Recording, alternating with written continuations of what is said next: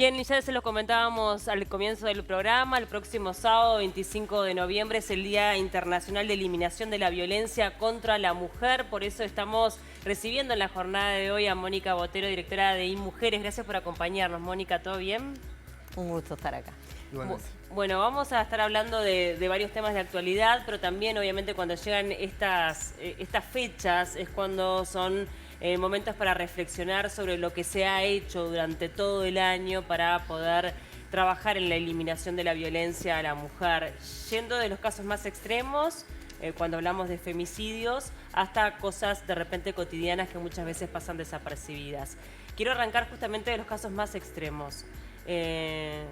¿Cómo toman estas cifras? Cada caso que aparece, cada caso que nos conmueve a todos como integrantes de la sociedad, lo que pasó con Valentina, lo que pasa en San Carlos, ¿cómo se vive desde IMujeres? Bueno, nosotros, el área de... nosotros asumimos que la violencia de género no es un delito común, no es un delito como los demás que se suelen medir dentro de las cifras de seguridad, sino que es una expresión diferente, porque es una expresión de las desigualdades de género, de las desigualdades en los vínculos, en una familia, en una pareja o incluso a veces en ámbitos de trabajo. No las desigualdades jerárquicas, sino desde el punto de vista laboral, sino incluso, bueno, como en condiciones de mujeres. En ese sentido, el Instituto de las Mujeres trabaja en todas las desigualdades para reducir todas las desigualdades. El área principal nuestra es el de violencia, pero la respuesta en violencia ya llegamos cuando esa desigualdad tuvo su expresión más extrema, ¿no? Claro. Que es la violencia explícita, la física, pero también está la violencia psicológica. Muchas veces me dicen, bueno, la psicológica es difícil de medir. Bueno, el insulto, el estúpida, idiota, burra, gorda, puta. Hay muchas formas de agredir y si bien uno no hay violencia física, no se pega, hay palabras que pueden herir mucho más. Sobre todo, cuanto más joven, más chica es la persona.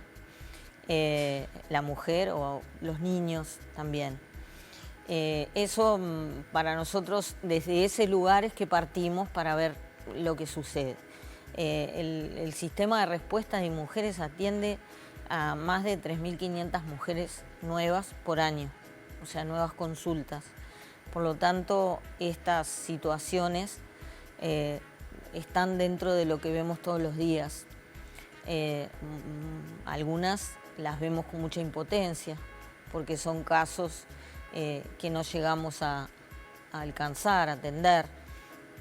En general, el Ministerio del Interior el martes dio las cifras de denuncias de violencias domésticas.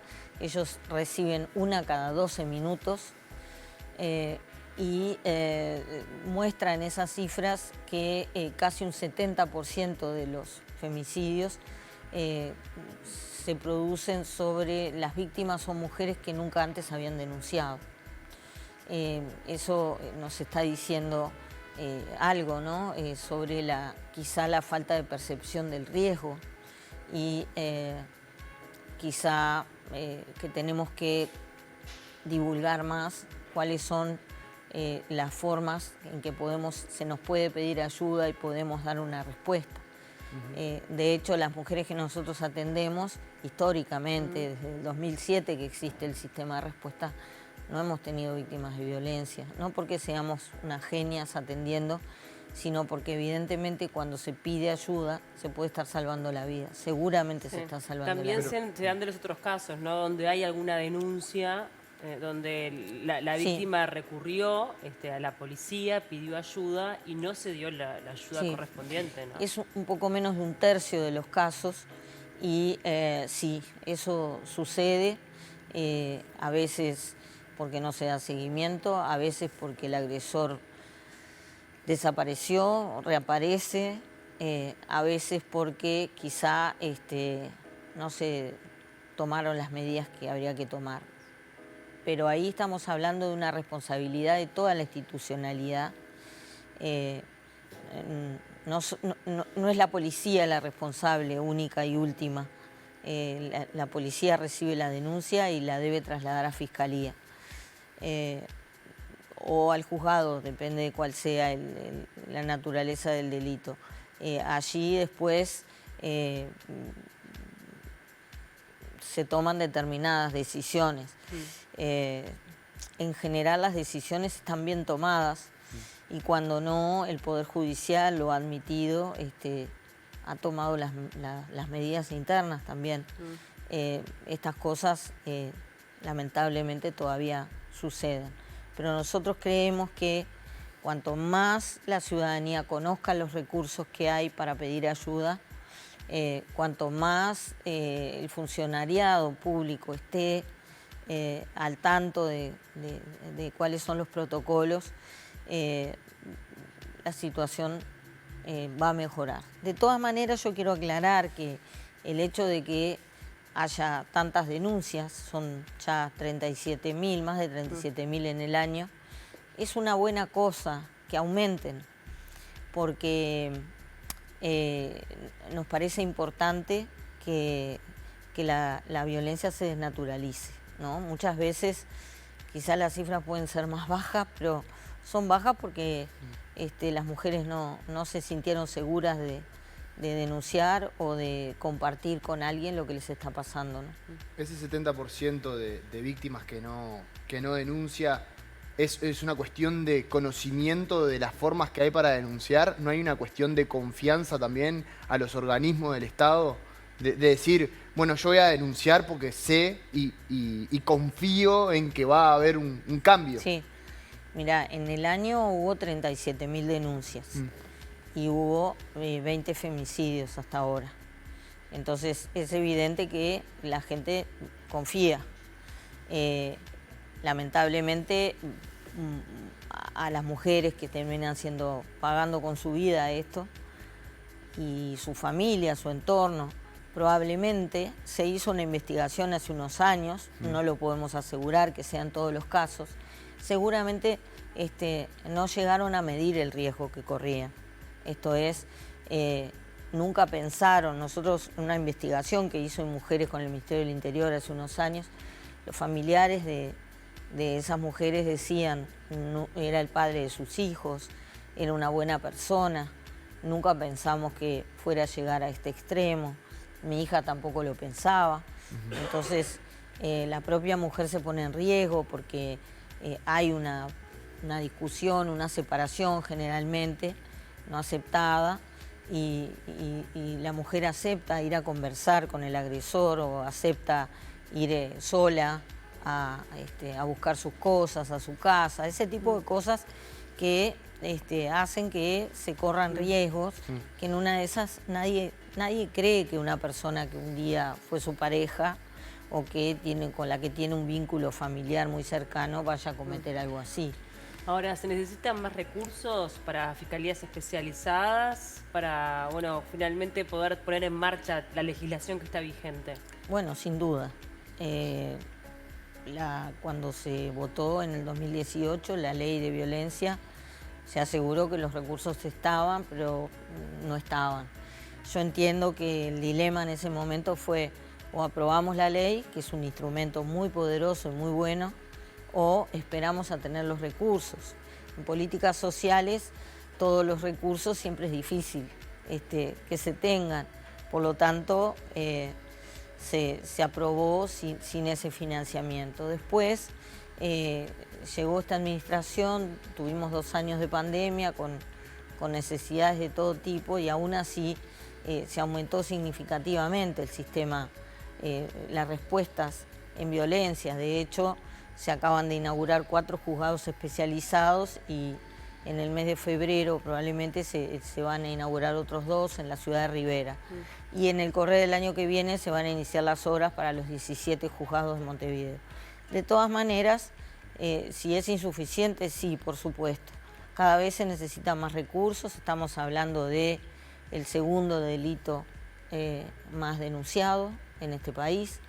Estamos hablando de una situación que se está desnaturalizando porque la desigualdad, los vínculos de desigualdad y de sometimiento de las mujeres están cambiando para mejor, pero eso genera determinados movimientos, determinadas reacciones y por lo tanto sí se necesita. Ahora, este tema no es solo una cuestión de recursos, que sí se necesitan y que no solo son los juzgados especializados o las fiscalías. También la formación, pienso, integrantes del Ministerio del Interior al momento de recibir una sí, denuncia. Nosotros hemos hecho formaciones intensas, tanto en mujeres como la Fiscalía, el Poder Judicial, el Ministerio del Interior. Continuamente se están formando funcionariado, y no solamente de la policía, porque también el sistema de salud, claro, el sistema educativo, funcionarios, por ejemplo, en el área de trata y abuso sexual de menores, de niños, niñas y adolescentes. Se necesita formar a la gente que trabaja en el área de turismo, de transporte. Digamos que sobre este tema es importante que todo el mundo tenga conocimiento. Hay un tema también ideológico, ¿no? Hay que reconocer, primero, jerarquizar este problema, jerarquizar la importancia de la prevención, por ejemplo, del compromiso de la política pública con este tema, y también con el hecho de que es una consecuencia de desigualdades. Entonces, sí, como dicen siempre, ¿no? El amor en política se demuestra con dinero y con presupuesto, está bien, pero también es necesaria una comprensión del tema y un compromiso de la ciudadanía, también el cambio cultural del que hablamos siempre, quienes estamos comprometidas con estos temas, requiere de la participación y de la sensibilización de toda la ciudadanía, y de hombres y de mujeres, pero de hombres también. ¿Cómo afecta dentro de los organismos que involucran a este tema dentro del Estado casos como el de Valentina Cancela, que había hecho una serie de denuncias a nivel del Poder Judicial y que hayan sido desestimadas y que haya terminado en esa situación? Le pregunto porque en el intercambio aquí, en las entrevistas, varias agrupaciones feministas mencionan que en el Poder Judicial, y usted lo mencionaba incluso con respecto a la cuestión ideológica, hay como una raíz en cuanto a lo que es la violencia de género y la desestimación, ¿no? Y ese tema en particular con respecto a las denuncias. ¿Se hizo un foco en particular con respecto a mujeres una vez que pasó el caso de Valentina, como para tratar con las personas que integran el Poder Judicial? Y cuando hablamos del Poder Judicial, también la Suprema Corte de Justicia, es decir, algunos funcionarios que están hace mucho tiempo en el Poder Judicial y que quizás la perspectiva de género o la violencia de género lo toman como algo más secundario. Sí, no esto, sé evidentemente, cuando hay un caso como el de Valentina, esto dispara una enorme sensibilización en la ciudadanía. Pero el sistema público, la política pública que trabaja en torno a este tema está todos los días comprometida. No es que porque pasó esto vamos a disparar un montón de cuestiones. En este caso lo que se hizo fue investigar los organismos que estuvieron involucrados en el proceso que llevó a esta tragedia horrible. Se investigó, incluso en el Poder Judicial se tomaron medidas. Sí, pero más allá de la responsabilidad con los operadores de justicia. Ahora, sí, lo que tú decís en el resto sobre la formación que pueden tener los jueces y juezas respecto a concebir las desigualdades, ese es un trabajo que hacemos permanentemente con el Poder Judicial, independientemente de situaciones puntuales, porque hay miles de casos a los que le estamos dando respuesta permanentemente. Entonces, está bien, este caso lamentablemente lleva a que la gente piense sobre el tema, pero el fenómeno es un fenómeno que está instalado todos los días. Pero, los juzgados de familia, por ejemplo, y también los especializados, incluso el de San Carlos, en Salto, en Rivera, están todos los días atendiendo cientos de personas y decenas de audiencias por situaciones similares. Ahora, Mónica, ¿por qué tanto? Porque uno se pregunta, bueno, hemos avanzado, el feminismo ha tenido su lugar, de repente las mujeres somos más conscientes del lugar que ocupamos en la sociedad y dónde poner el límite. Entendemos que esto no es un tema de generacional, porque pasa con los chiquilines, la violencia en los adolescentes y en los noviazgos sigue presente. Y las cifras no bajan, se trabaja, como bien decís vos, ¿no? De diferentes, intentando atacar esta problemática, y las cifras no bajan. O sea, seguimos teniendo un montón de femicidios. ¿Qué lectura hacen al respecto? A ver, las cifras no bajan, es lo que decíamos hoy. Es importante que las cifras suban. Primero, este país registra, por ejemplo, cuando murió Valentina, hablaba con la directora del Sistema de Prevención en Violencia de Niños y Adolescentes y me decía que habían tenido 40.000 intervenciones en los primeros 7 meses del año. Las tenemos registradas. Sobre mujeres adultas que denuncian y gente que denuncia violencia doméstica también. Hay un buen registro, se sabe cuál es la realidad. Eso es también una buena cosa. Se está trabajando en la respuesta, se da respuesta al tema. Ahora, este fenómeno requiere de, primero, son procesos sociales que no cambian de un año a otro ni de un gobierno a otro. Son procesos sociales que se van dando y que tienen que ver con situaciones sociales y respuestas sociales que se da desde el Estado. No es vamos a terminar con los femicidios y vamos arriba y no, nadie pone una varita mágica. Sí, de hecho clara. se está haciendo. Hay 56 Sí. comisarías especializadas en violencia doméstica en todo el país. No, por eso te lo preguntaba de repente a nivel sociológico, Sí. ¿qué es lo que de repente puede llegar a estar ocurriendo en la sociedad o esta resistencia? Porque cuando hablamos de las denuncias está muy bien, obviamente, está buenísimo que las mujeres denuncien, pero cuando hablamos de femicidios no bajan, de mujeres que mueren. Que mueren, no, que son las matan. cifras, Sí, que las matan. son cifras de las que obviamente nos estamos ocupando. Sí, sí. Son en este año, como decía, son 20 casos. El año pasado fueron 25. El pico, el promedio ha venido siendo de 25, 23. El pico fue de 30 en el 2018 y más o menos después se ha mantenido, bajó abruptamente el primer año de la pandemia por razones evidentes. Sube, baja, 4, 5, estamos en el promedio de 20. Evidentemente que haya uno, por eso el año pasado hubo 25, este año hay 20 y uno no va a decir, hasta este momento, ¿no? Hay casos en investigación que todavía no se definió si realmente son homicidios con el agravante de femicidio. Pero importa que haya uno para que nos preocupemos. Claro. Ahora, hay niveles, hay números que sucede que cuanto más bajos son, más difíciles son de evitar. Claro. Es muy difícil a veces actuar cuando se dan los casos, los crímenes se dan en un contexto doméstico, íntimo, donde están solas las dos personas, donde hay una situación que, por eso lo que apelamos es a que las mujeres, los niños, las niñas, los familiares que rodean a una muchacha, una señora que ven que está en una situación así, traten de ayudarla. Y hay algo que quiero aclarar y es que no siempre es imprescindible que vayan y denuncien.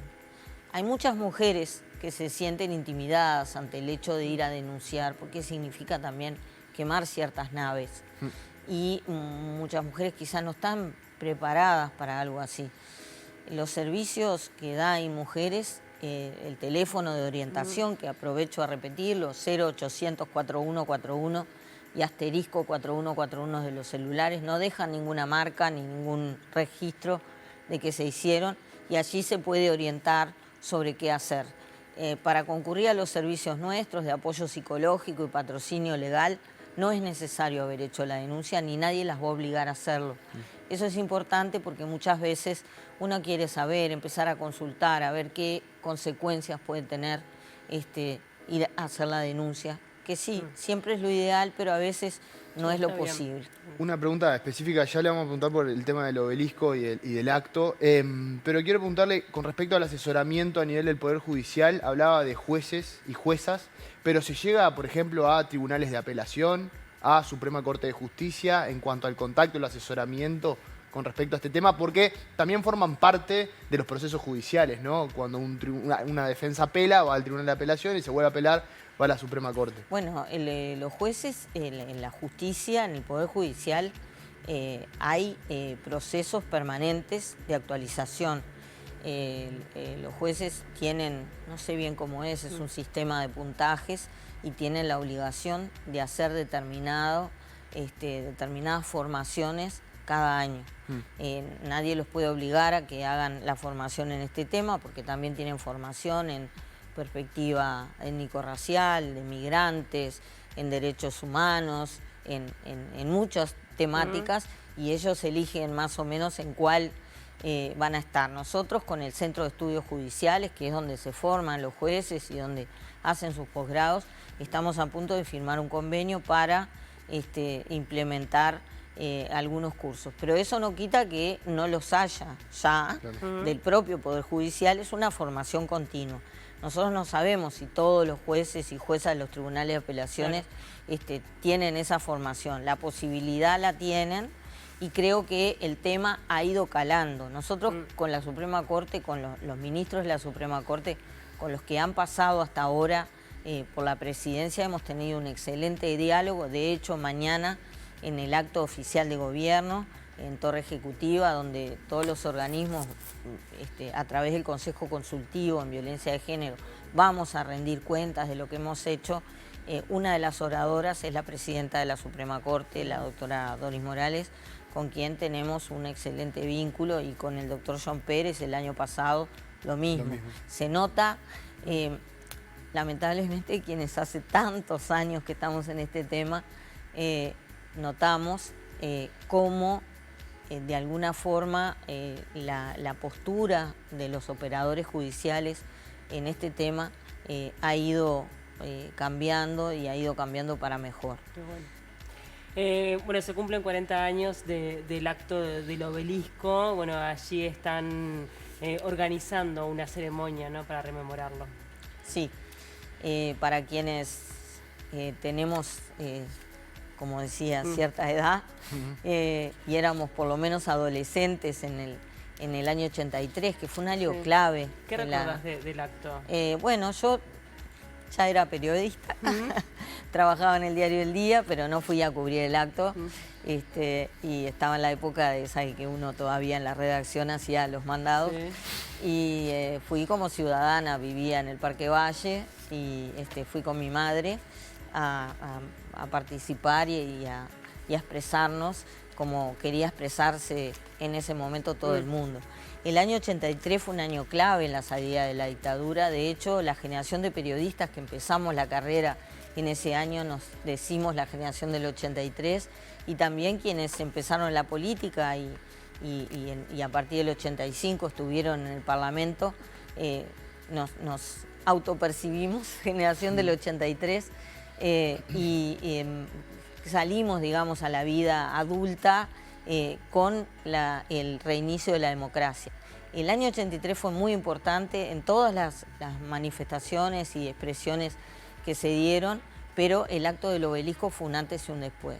En ese momento las negociaciones para la salida estaban trancadas, la dictadura, el gobierno militar estaba como muy duro en cuanto a algunas estrategias de salida, y se organizó esto que fue un estrado con 130 dirigentes de todos los partidos políticos y una proclama consensuada leída por Alberto Candó, donde se decía que bueno, toda la ciudadanía lo que quería era volver a la democracia y vivir en libertad. De ahí surgió quizá la narrativa principal, es aquella foto de José Pepe Plá titulada Un río de libertad, donde se ve por el Parque Valle un océano de gente. Se dice que fueron 400.000 personas o incluso más de 400.000 personas participamos.